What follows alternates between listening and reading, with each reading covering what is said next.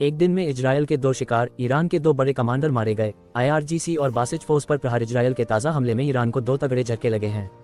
Iran ने कहा है कि इजरायली हवाई हमले में Islamic revolutionary guard corps IRGC के प्रवक्ता अली मोहम्मद नैनी की मौत हो गई है।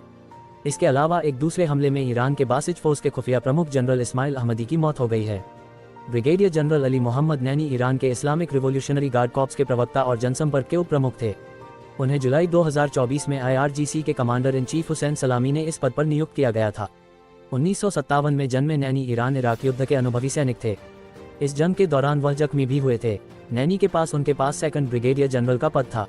नैनी अफसर IRGC की ओर से बयान जारी करते थे जिनमें ईरान की सैन्य तत्परता, मिसाइल और ड्रोन क्षमताओं के बारे में चेतावनियां होती थीं। IRGC के प्रवक्ता थे Ali Mohammad Naini.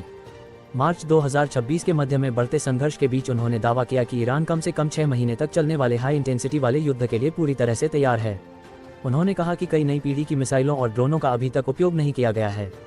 Mohammad Naini Iran Iraq जंग 1980-88 की पूरी अवधि के दौरान फ्रंटलाइन पर रहे। लगभग 8 साल तक उन्होंने जंग में अलग अलग रोल में काम किया।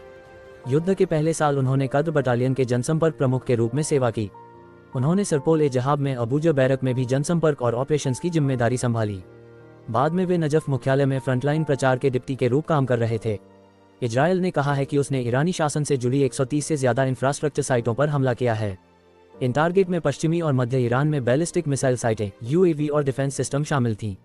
इजरायल ने बयान में कहा गया, इजरायल वायुसेना पश्चिमी और मध्य ईरान में हमले जारी रखे हुए है ताकि वहां से इजरायल की ओर होने वाली गोलाबारी के दायरे को जितना हो सके कम किया जा सके और ईरान पर अपनी हवाई श्रेष्ठता का विस्तार किया जा सके।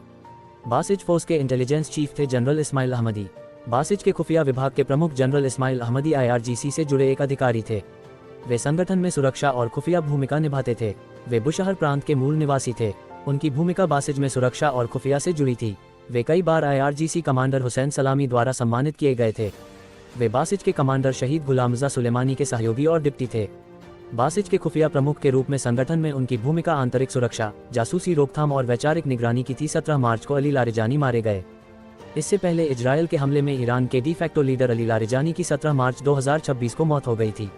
ये हमला रात में हुआ था जब वे अपनी बेटी के घर पर थे। इस हमले में उनके बेटे, कुछ अंगरक्षक और अन्य साथी भी मारे गए। लारिजानी को खामेनेई की मौत के बाद ईरान का अस्थायी प्रमुख माना जा रहा था।